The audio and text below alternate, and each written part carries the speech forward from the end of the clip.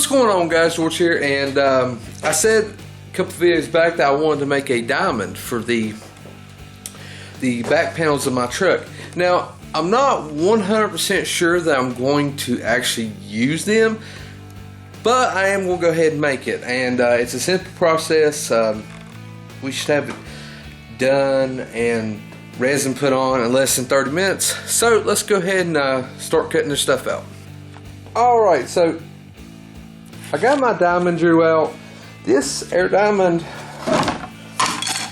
this is an oversized 6.5 inch ring. It's 7 inches wide. So basically I made an inch on each side. So this is 9 inches from here to here.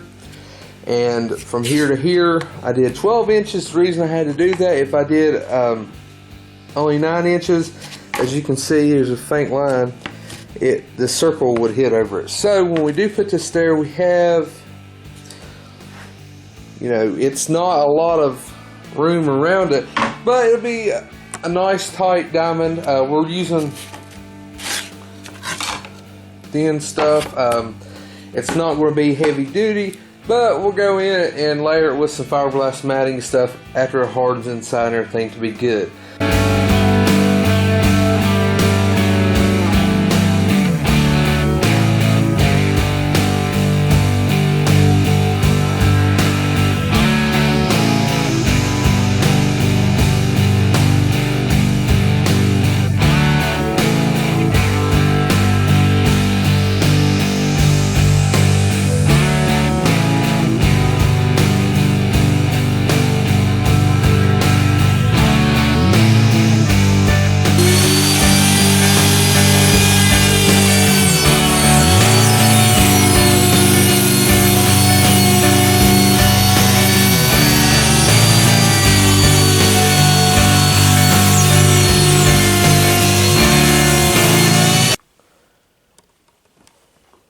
Alright, all the edges are perfectly straight. To me, I was like, man, it looks like it's off, but it's not. I took the ruler, everything's like straight up and down and measured right, so maybe it's just me. When we put this on, this should help it. So we're actually going to use a thinner ring too. We're not, because like I said, we'll go in, because I'm trying to keep this as sleek as we can, so it's not like a big pod. It is going behind the seats, but when the seats are forward down a little bit, you'll be able to see it and you're like, ah, he put a little detail there too. So there's that. We have the rings. So now I'm going to go ahead and router the rings out and draw another one of these and cut it, and then we'll come back and we'll start putting it together.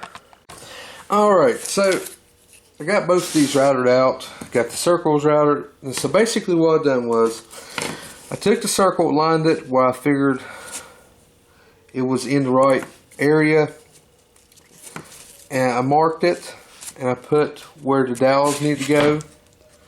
We have our pegs cut out, so now we're going to glue them on the circle first. Then after the glue dries, we're going to flip it over, put it on here, and we'll use a stand up a square and make sure our circle is in the circle. The circle's got to be in the circle to make sure everything's good, so it ain't hanging over the edge when we put our material and stuff on it. So let's go ahead and put some glue on it. Alright, so we let this dry for just a bit, and we want to go ahead and place it right there. Now you see it's a little wobbly. Now we'll fix that.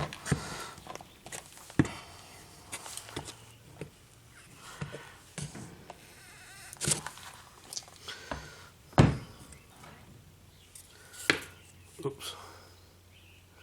Place it there. Take this, go around the edge.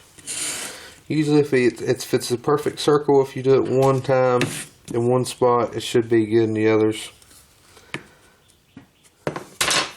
Like so.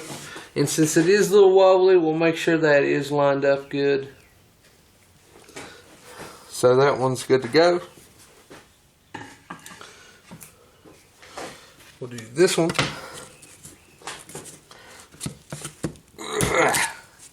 Now make sure before you put your fabric over it, you do cut these. You do cut these because if not, then it's going to show. So cut those. I just use a little knife and cut them with.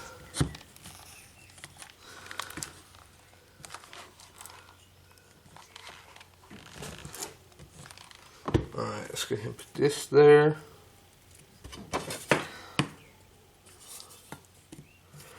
There we go.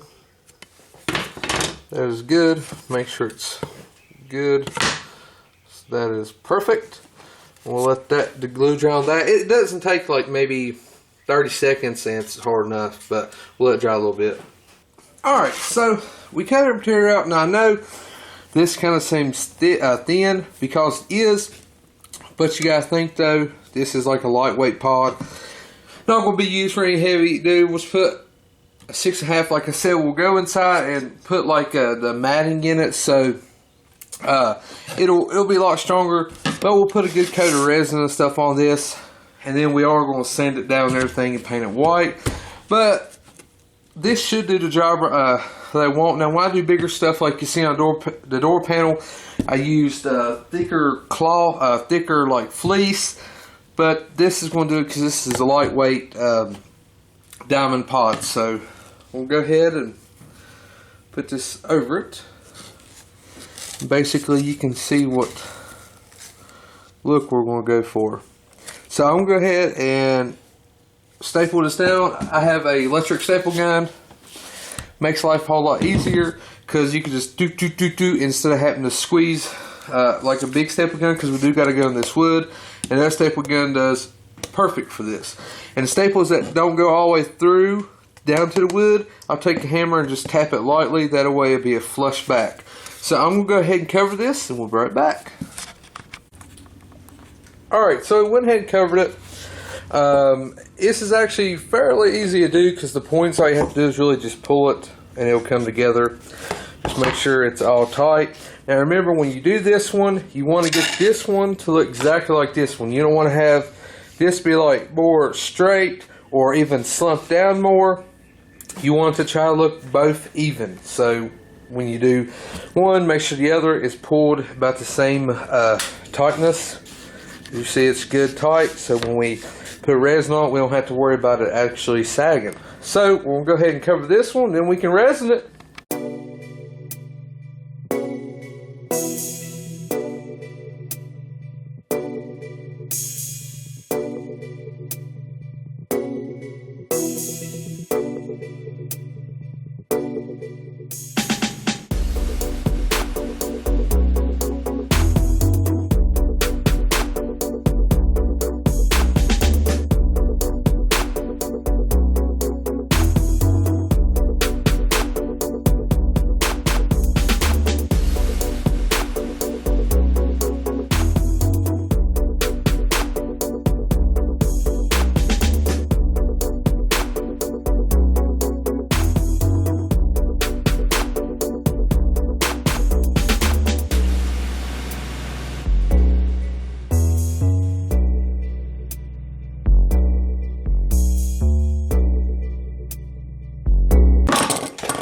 Alright, so our pod has gotten hard.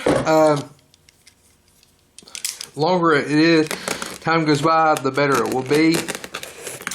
We'll go ahead and cut the opening out on the top of it. Try not to get too close because you don't want to cut into the wood. But if you don't have one of these, then you're going to have to just cut it with a knife. Now this will ride the edge in here, giving us a perfect cut. You can actually like buy these in Walmart. They're the brand's Hyper Tough. They just come with a bunch of pliers, and these are in it too.